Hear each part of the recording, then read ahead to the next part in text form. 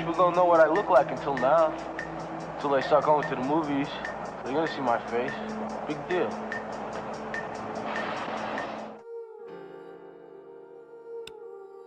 Yo, what's good?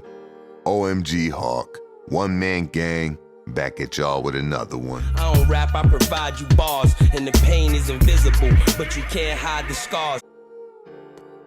I hope everyone is well as always. Congratulations, people, we made it to May.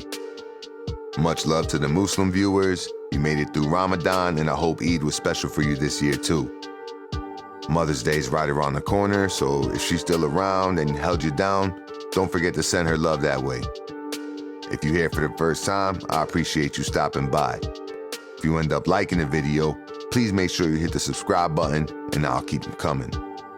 Salute to the day ones and the returning viewers.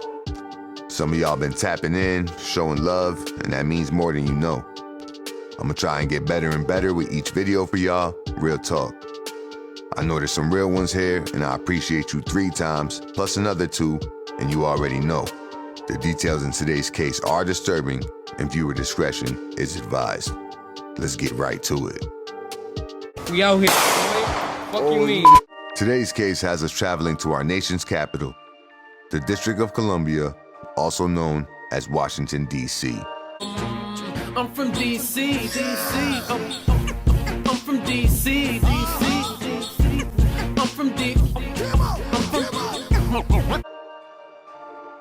D.C. sits at a decent population of about 690,000 people.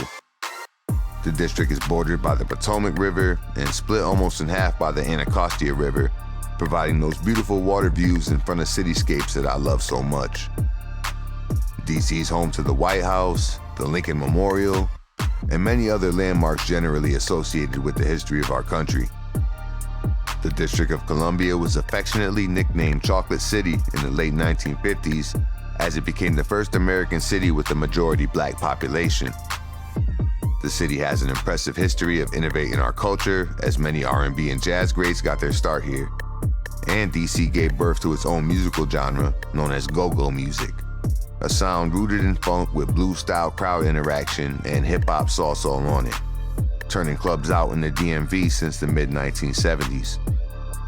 The streets of D.C. have given us plenty street legends, amazing stories of perseverance, and continues to have an amazingly dope vibe to this day. I need to go on a D.C. rooftop bar tour sometime this summer. I feel like I've been missing out. Alright.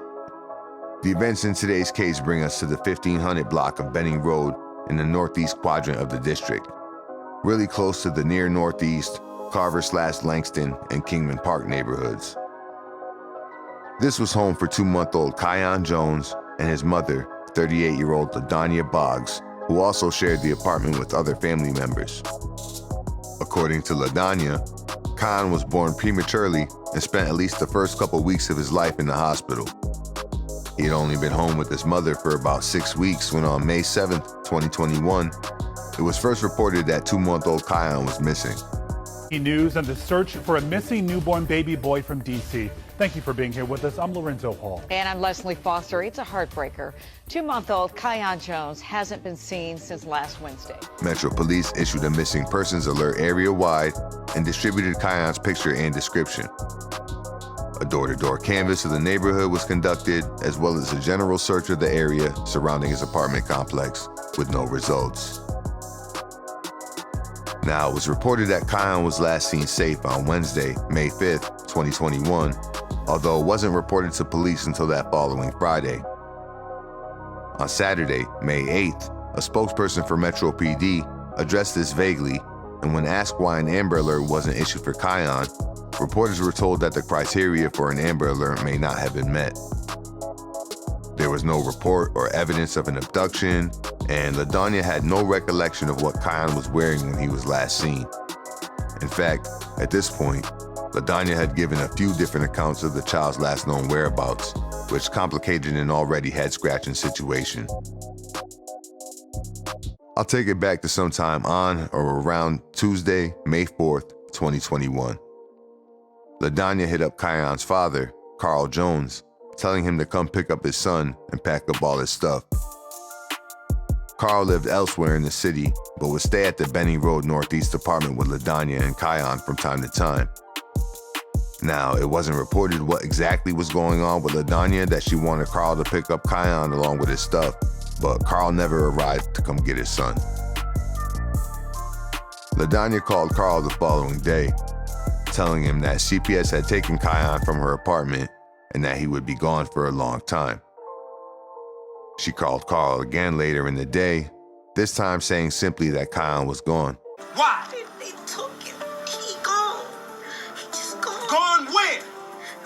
He gone, Papa. When Carl asked where the baby was, she hung up the phone. Ladonia then called Carl a third time Wednesday and again said that CPS had taken Kyon, and this time, a child could be heard in the background, allegedly backing up Ladonia's claims. That night, Ladonia and Carl shared a hotel room, and when Carl questioned her, she doubled down on her claims of CPS having taken Kyon, and allegedly gave him the name of one of his relatives as the CPS worker who allegedly removed Kyon from the apartment. Now, I'm using the acronym CPS, or Child Protective Services, because that's how Ladonia referred to them, but in DC it's actually called the Child and Family Services Agency. While the couple was still at the hotel Thursday morning, Carl called the CFSA to follow up on Kyon. They informed him that they hadn't taken custody of the 2-month-old. After checking out of their room, Carl called the National Center for Children and Families, a DC metro area nonprofit organization, and asked a social worker to look into Kyon's whereabouts. They confirmed that the CFSA never had custody of Kyon.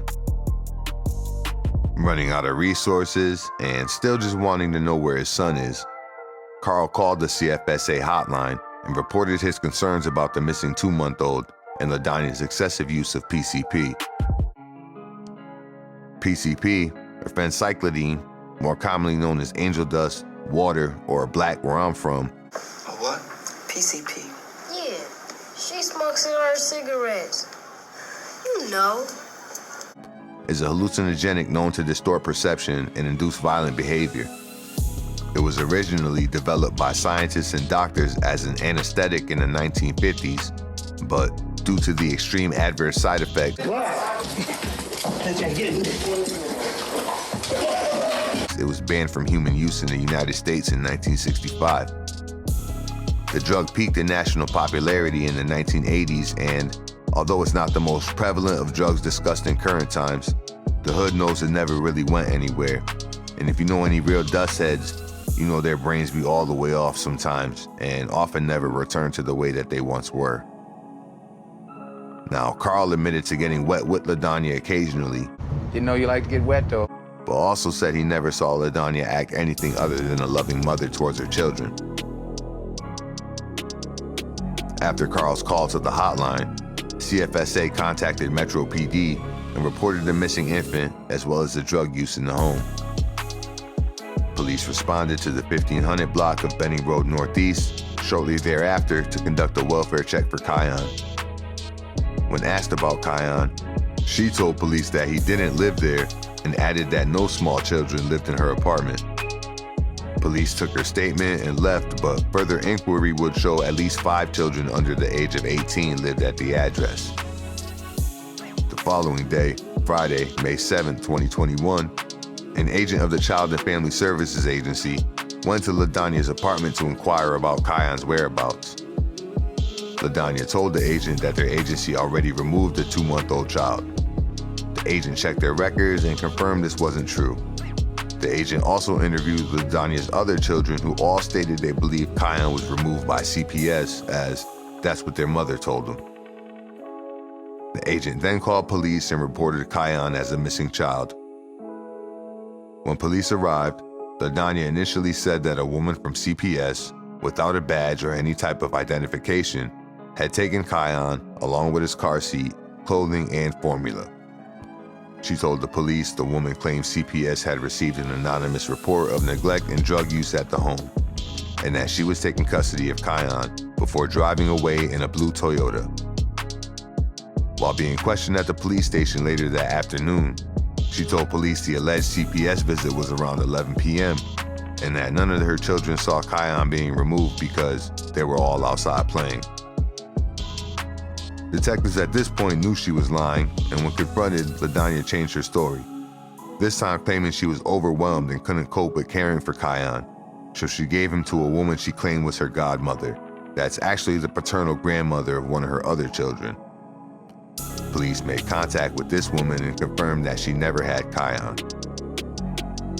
She then claimed she just didn't want Kyon anymore because of whatever her and Carl were going through, so she gave him to a friend of hers on Good Hope Road. Police would soon confirm this was another lie, and when confronted again, a horrible reality would slowly surface. Ladonia told investigators she was asleep in bed with Kyon on May 5th, and when she had woken up, Kyon was no longer breathing. She told police she panicked and didn't know what to do, so she wrapped him in a blue blanket and placed him in the apartment complex's dumpster. She made statements alluding to rolling on top of him in her sleep. Police took her statement, but Ladonia was released and wasn't initially charged at the time, considering there were so many inconsistent stories and no evidence of Kyon's whereabouts. Later that evening, she called detectives to recant her last account and told them she gave Kyon to someone she had previously told them about. Oh my God. Metro PD, fearing the worst, continued their search efforts and canvassing, hoping to find Kyon safe. The next day, Saturday, May 8th, 2021, Ladonia called the detectives and told them that Kyon had in fact died in her apartment. She said on May 5th, Kyon was sleeping in bed with her, and when she woke up, her stomach was on top of him. She claimed when she rolled her body off of him, he was lifeless. She said she was on PCP at the time and had been hallucinating earlier in the day, but she would later say she wasn't high and hadn't smoked any dust in days prior to the tragedy. On Sunday, May 9th, 2021, community activist and voice for the missing, Henderson Long, was out distributing flyers with Kyon's information when he ran into Ladonia passing by. Henderson, along with WUSA 9, conducted an interview with Ladonia regarding Kyon's disappearance. Henderson went live on Facebook while Ladonia gave her eerie confession. Will you say and spell out your name for me? Ladonia, Ladonia, last name Boggs. Tell us about your son. Kyon Jones. And how old is he? 2 months old. What happened this week? He was in the house. And the last time that I had him was, he was in the bed with me. And he was sleeping on the bed with me. And I had rolled over and noticed that he was on the bed with me on my chest. And the last thing that I remember was noticed that he was unresponsive, breathing, and I panicked. And after that, a lady called my phone and questioned me about the whereabouts about him. And I got frustrated about the situation, about him in the household. And she just was like, can she come and take a look at him? And after that, she came to the house. After that, I went outside and talked to the lady out front on the porch. And we was just having a mutual conversation about him. And after that, she just was like, she just was gonna call me back. And she just left. So after that, I came back in the house with Kyon. He was still in here. And then I went outside, came back in the house, walked around the block for a couple of times to get a breath of mine. And when I came back in the house, I still noticed that he wasn't breathing anymore.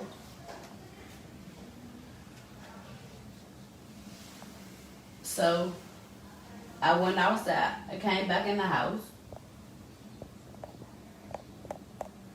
and got a blanket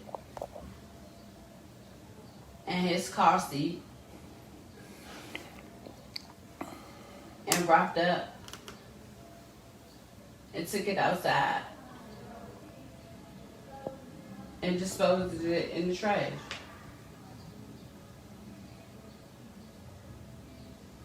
And that's what happened.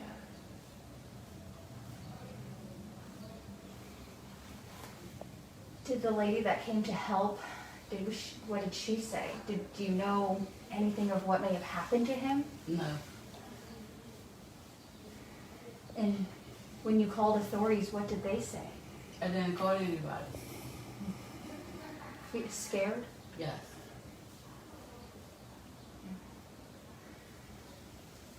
What went through your mind when who called authorities Friday? Do you know? I did. You did? So what happens now? Are police are still They're searching? still searching. And They looking still for my searching child. and looking for him. I'm just getting this information that y'all just got just now. I mean, I just got it about 30 minutes ago.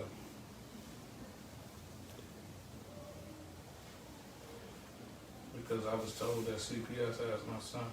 And so I have 3 kids that's in the system, so I called my case manager to try to locate him, and they said he wasn't in the system. So I the one had all this done Friday. Because I'm looking for my son. I'm still not satisfied until I find that body. Whether or not he dead or not. Do you know where the body is? No. Do police know that he didn't make it? No. And you're the father? Yes, I am.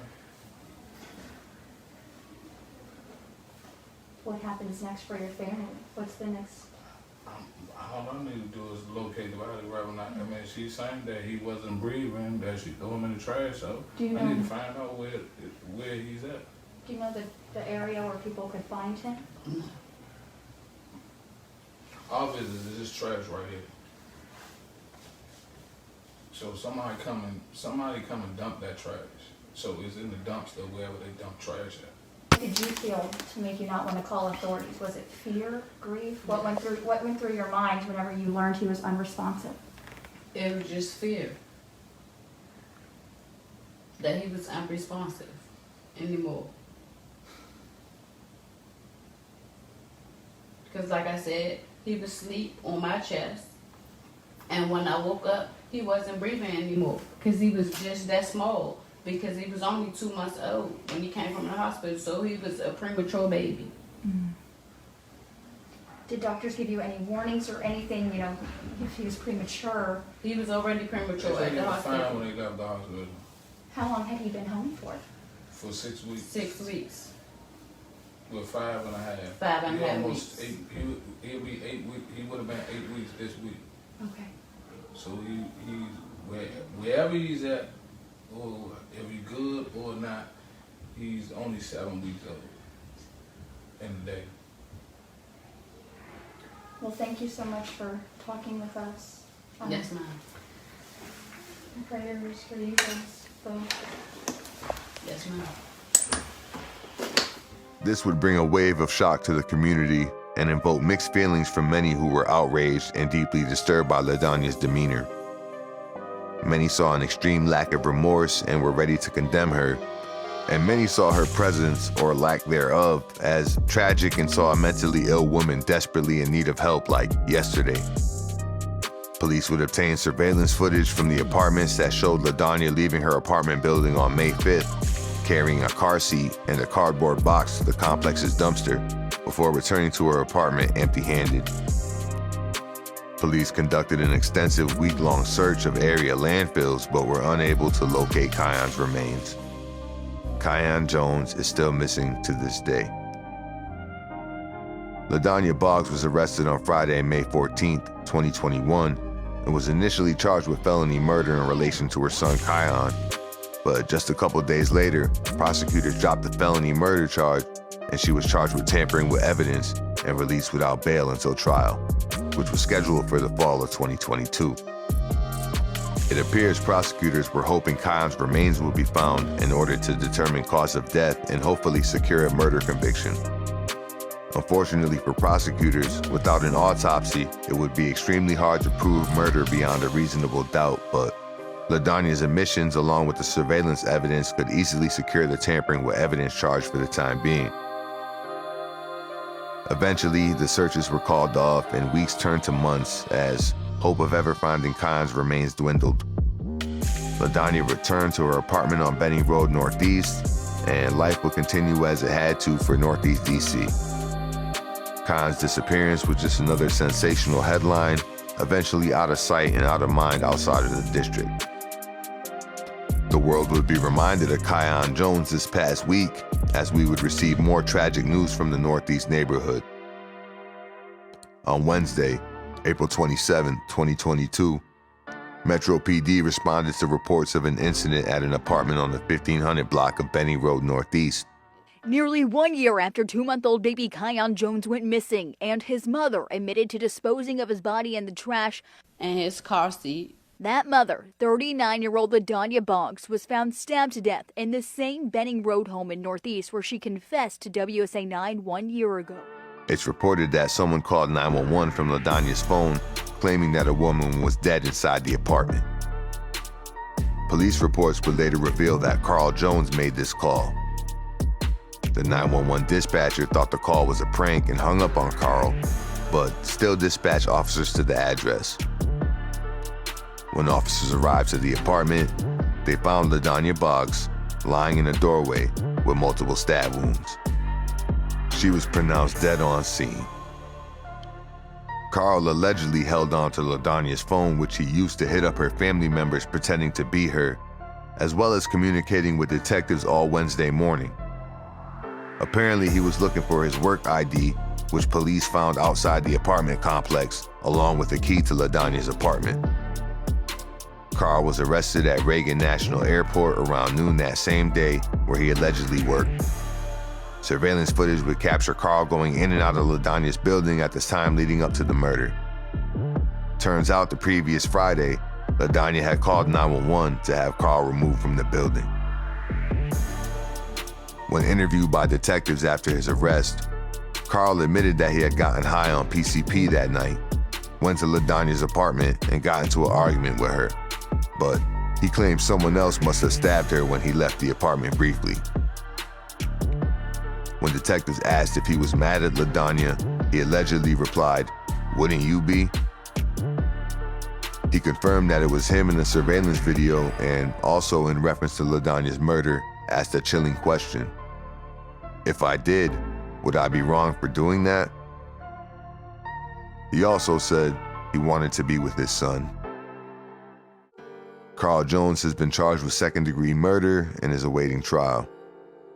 He is currently incarcerated at the Central Detention Facility in Southeast Washington, D.C. Yeah, wow. First and foremost, my condolences to the family of Kyon Jones. It's truly terrible and heartbreaking that little man didn't even get a fair chance at life. He fought his way out the NICU only to lose his life at home, where he should have been safe.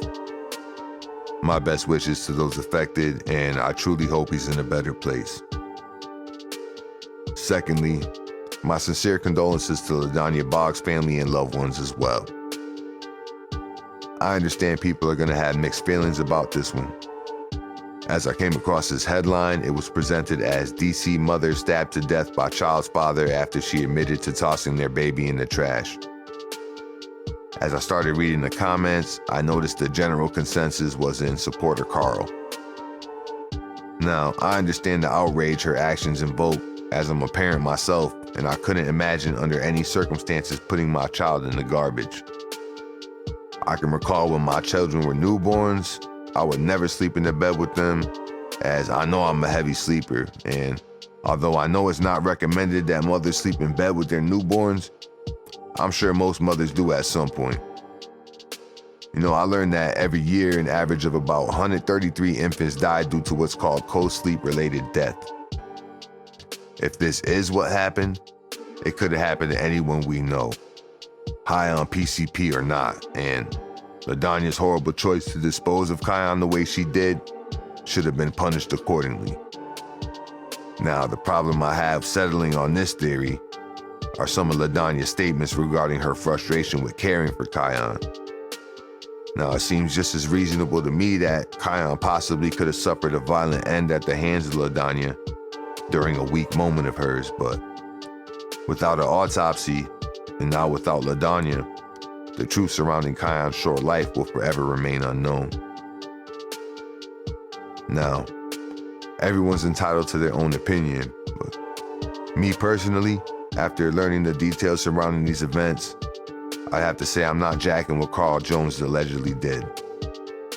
Ladonia Boggs was a mother to her other children, and she was obviously a lost individual in need of help on levels that I don't think a system in America is equipped to properly deal with. And I don't want to downplay her actions or the seriousness of Kyon's presumed passing, but she deserved her day in court too. She was still human, still innocent until proven guilty in a court of law, just like Carl is now. Carl asked detectives, if I did, would I be wrong for doing that? Well, if you were asking me, yes, you would absolutely be wrong, Carl. That's not your place. And for everyone saying free him and good and this was justice, just remember to always stay objective and wait for the facts. These media outlets will lead you to believe that Carl stabbed Ladonia as some kind of vengeance for Kyon, but we really don't know what happened yet. As much as we'd like to believe this was the case, considering the amount of time that passed, as well as his own admissions of PCP use, who knows what was going on in his mind? I'm not sure if he even knows. You know, I hope that with time he can sober up and find some peace to grieve Kyon the right way. And I still wish him the absolute best. It's sad. There ain't no winners with this. I mean, you're never gonna find the baby now since she gone. I think they should have kept her in jail and sobered her up, and maybe she'd have been some help. I think she should have been locked up, and if she'd have been locked up, she'd have sobered up. And maybe, just maybe, her mind would have came back to her. Salute to this woman. Said it better than I ever could. I'll definitely follow up on this case when it's resolved. Much love to the Pinnacle, as well as everyone from the 202, from the Northeast to the Northwest, and all the way down to Bellevue. Please stay well and stay safe. Until next time, One Man Gang.